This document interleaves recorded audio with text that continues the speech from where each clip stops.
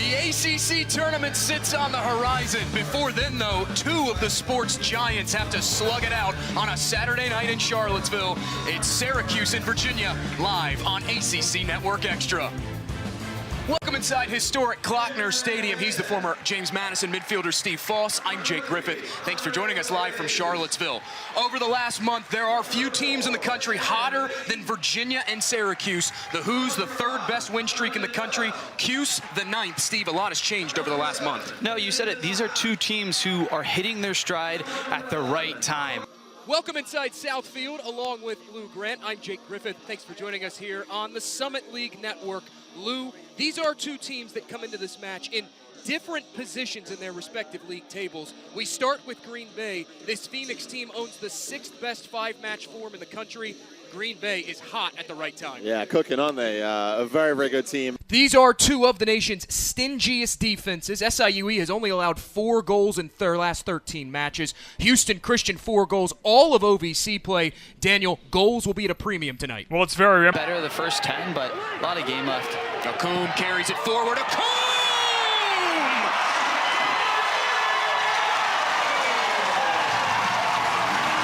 Victor Akoum opens the scoring and opens his account on 2024 with a wonder goal.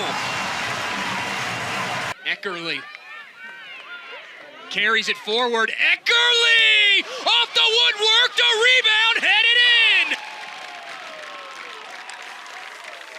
Arroyo, brilliant pass to Moa. Flag stays down. Moa cuts to the inside, back stick, falling through, Bjornskov, the breakthrough.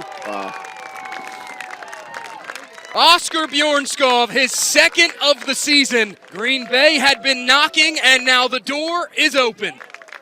Pemberton will take this as the rain continues to trickle down. In swinging ball, back post headed away, flicked back on, in the thick of it, Houston Christian has doubled the advantage. Cole cuts it back. Cole lifts this one, headed in, deadlock broken. Who else but their talisman, Eli Kasoka, his 7th goal of the year. Flung to the outside, and Spooler tucks it home! The breakthrough for ORU! Falls back to Fordham. Fordham rolls it across, it's deflected in, and UMass, the breakthrough they've so desperately sought! Lou, how about the way St. Thomas has been able to respond these last couple minutes? Yeah, again, really, really confident. Steve, Syracuse has been punched in the mouth early in this contest. How do you respond if you're the Orange? I think you just got to remember that not that time. Lou, one thing both of these coaches have talked about all week leading up to this match is about how good of a conference the Summit League is, how underrated it is. As a league, 6th in total RPI, and it is especially impressive in the age of realignment. In fact, the Summit League, since 2019, has lost 5 men's soccer programs. We've seen Virginia try their hand from distance tonight, Steve, a handful of times. One of them from Akoum breaking the scoring open. I had a Summit League coach tell me earlier this year that college soccer is really trending in that direction. 30 to 40% of all goals scored now we're seeing from outside the 18. What do you think is the biggest factor behind that trend?